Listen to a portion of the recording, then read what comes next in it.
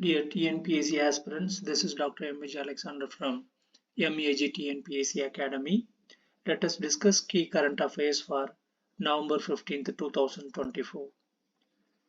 The test of the indigenously developed Pinaka rocket launcher system was successfully conducted. It has been stated that these Pinaka rocket launcher systems, which engage in multi-directional attacks, have been jointly developed by the Defense Research and Development Laboratory, Tata Advanced Systems, Larsen and Turbo, and various other organizations and companies. As a weather precaution, the shipping company has announced that passenger ferry services between Nagapattinam and Kangesanturai, Sri Lanka, will be suspended.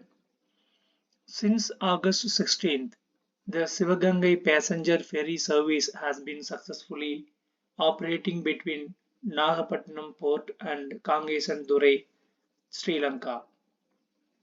The Election Commission has estimated that 65% of voters participated in the parliamentary elections held in Sri Lanka. The Sri Lankan parliamentary election was conducted for a total of 225 seats out of the total population of 21 million. More than 17 million people were eligible to vote. The president of Sri Lanka's capital, Colombo, Anurakumara Tissanayake, cast his vote. It is noteworthy that 79% of voters participated in the Sri Lankan presidential election held last September. In this election, former Sri Lankan President Ranil Wickremesinghe and the Rajapakse brothers did not contest. The recent incident of an attack on a doctor in a government hospital in Chennai has caused widespread shock and triggered several important discussions. Doctors' protest and demands. Doctors protesting the attack have demanded that strict action be taken under the Hospital Protection Act (HPA) against those involved in such assaults. They emphasized that only by completely reforming hospital security can doctors' trust be restored. State level hospital protection law. The Hospital Protection Act is a state law, with each state enacting its version of a legislation. However, there is no centralized law at the national level to ensure the safety of doctors and hospital staff. Limitations of the state law. The state level law lacks sufficient authority, and the police face difficulties applying relevant sections of the Bharatiya Nyaya Sanhita, formerly IPC, to incidents of violence against medical professionals. Call for a central law. The Indian Medical Association has been advocating for a central law for a long time, stating that without it, the problem of violence in hospitals cannot be effectively resolved. Offences under the Hospital Protection Act.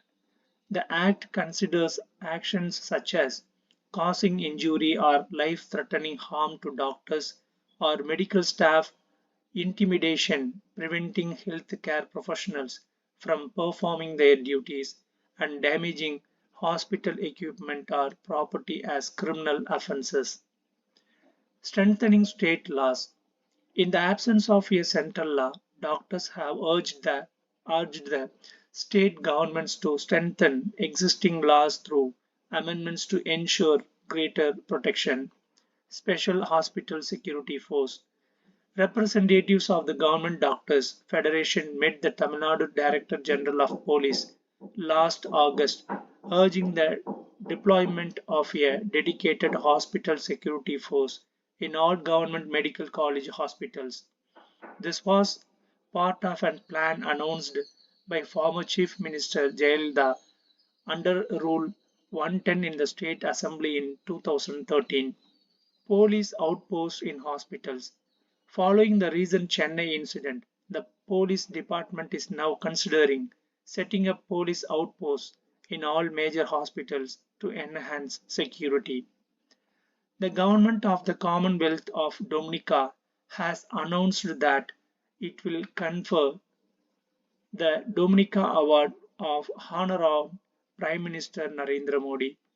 The award is being presented to honor Prime Minister Modi for his assistance to Dominica during the COVID-19 pandemic, as stated by the country's government. A UN expert panel has stated that Israel's military actions in Gaza resemble genocide. The first Hindu member of the US Congress, Tulsi Gabbard, has been appointed by Donald Trump as the National Food Director to oversee the activities of all US relationship organizations. Amid global changes, the Indian economy continues to perform steadily, said Reserve Bank of India Governor Shaktikanta Das. He further stated, despite ongoing global conflicts, India's domestic economy remains robust. Even as geopolitical risks rise, financial markets are performing well. This stability is supported by strong domestic economic fundamentals, a resilient financial system, and a flexible external sector. India ranks fourth globally in foreign exchange reserves. As of October 31st, India's foreign exchange reserves stood at $682 billion, sufficient to cover the country's entire external debt and 1 year of import payments. In August, a consultation meeting was held under the leadership of Chief Secretary with senior officials to discuss reforms for Tamil Nadu's healthcare infrastructure on behalf of the Health Department. Based on the discussions, the following directives were issued. Joint security audits. The police and health departments must jointly conduct security audits in all government medical college hospitals and other government hospitals. CCTV monitoring. Ensuring that all CCTV cameras in hospitals are functional and the recorded footage should be continuously monitored. Adequate lighting. Confirm that hospitals have sufficient lighting and proper illumination in all necessary areas. Biometric attendance. The attendance of contract based staff in government hospitals should be maintained through a biometric system. Kaval Udavi app. All medical and health related staff must download and use the Kaval Udavi app on their mobile phones. In Nagapattinam district's Sellur, the site selected for establishing an industrial park was inspected by Ministers T.R.B. Raja and Anbil Mahesh Poyamoli. It is noteworthy that the district administration is expediting the work for the setting up the industrial park. Magilmutram and overview. Students will be divided into 5 groups named Kurunji, Mullai, Marudam, Neidal, and Palai and will be guided to actively participate. The objective of Magilmutram is to cultivate unity and competitive spirit, leadership qualities, and inclusivity among students. It encourages students to participate in year-round activities, allowing them to showcase their talents effectively and excel in various areas. In the history of Ranji Trophy cricket, Goa players Snegal Gaudangar and Kashyap Bogle set a new record by stitching together a massive partnership of 606 runs. The 8th Women's Asian Championship Trophy hockey tournament is being held in Bihar. In the Tamil Siddha tradition, Korakar Siddhar is recognized as one of the Navananda Siddhas and among the prominent 18 Siddhas. It is believed that Korakar Siddhar attained Jiva Samadhi in Vadakku Poigai Nallur in Nagapattinam district on the day of Aipasi Bharani Nakshatra.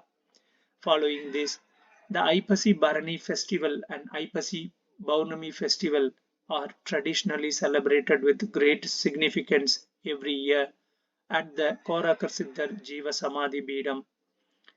Avvayar, who holds a unique place among Tamil Nadu's female poets, is being celebrated by Tamil Nadu enthusiasts who urged the state government to honor her legacy by including her works in school and college curriculum.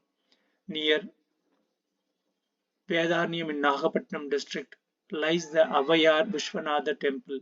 According to the temple history, it was built by King Tulaja of Tanjavur.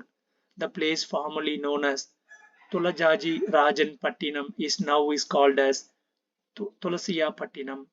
For the past 50 years, the temple festival has been celebrated as a grand literacy festival promoting religious harmony, with Hindus, Muslims, and Christians participating over 2 days, which is a matter of pride. Notably, since 2005, the Tamil Nadu government has officially organized the Avai Peruvizha on the Panguni Sadaya Nakshatra Day through the Hindu Religious and Charitable Endowments Department. The proposed Avai Manimandapam at Tulasiyapattinam, featuring her bronze statue, further highlights her enduring legacy. A glimpse into tribal freedom fighter Birsa Munda. President Draupadi Murmu proudly stated that the goals and sacrifices of tribal freedom fighter Birsa Munda continue to inspire today's youth. Birsa Munda, born in the tribal community in Uligata village of Jharkhand, fought against the oppressive British rule from a very young age. Despite living for just 25 years, he fiercely fought to protect tribal lands and their rights, earning the title Bhagwan and the father of the land among the tribal people. In the late 1890s, he led the Ulhulan, the great revolt against British oppression, advocating for tribal self-determination and land ownership. Currently, his 150th birth anniversary is being celebrated.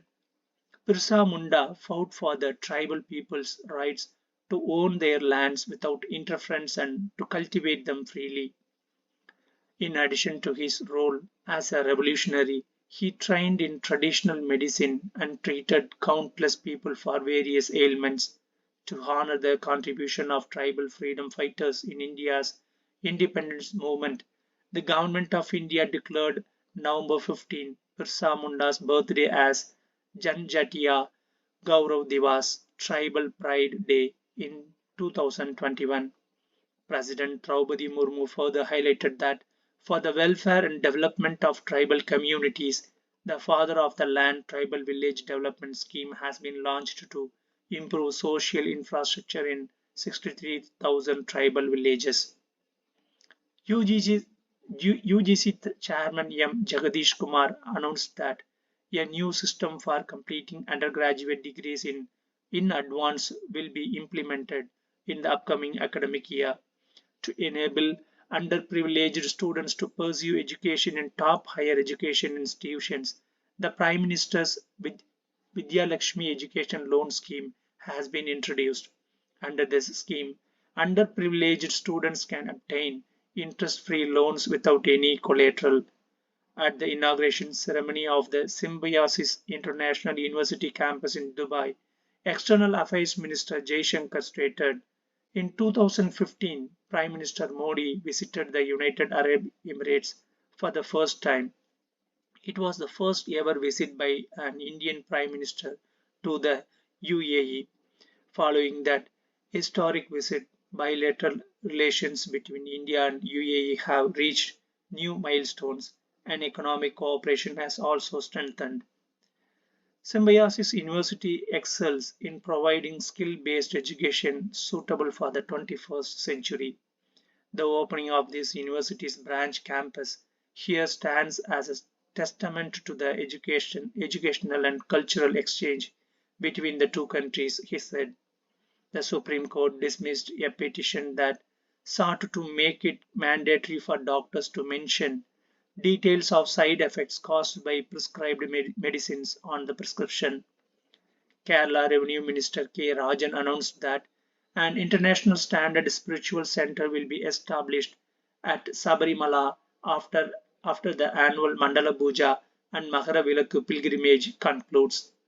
Notably, For the first time, the India Meteorological Department has introduced a local weather forecasting system for the Sabarimala pilgrimage, similar to the systems in place for the Amarnath and Char Dham Yatras. The Supreme Court dismissed a public interest litigation seeking a ban on WhatsApp services in India for allegedly not complying with the central government's regulations. Compared to 1990, the number of people affected by diabetes globally has quadrupled by 2022. In 2022, approximately 828 million people worldwide were affected by diabetes, with over 25%, around 212 million, being Indians, according to a study. November 14 is observed annually as World Diabetes Awareness Day. It is reported that 12.5%, around 3 million of diabetes patients in India, suffer from eye-related complications. The study, published in the Lancet Medical Journal, revealed the following numbers of the diabetes cases: India 212 million, China 148 million, USA 42 million, Pakistan 36 million, Brazil 22 million. Thank you.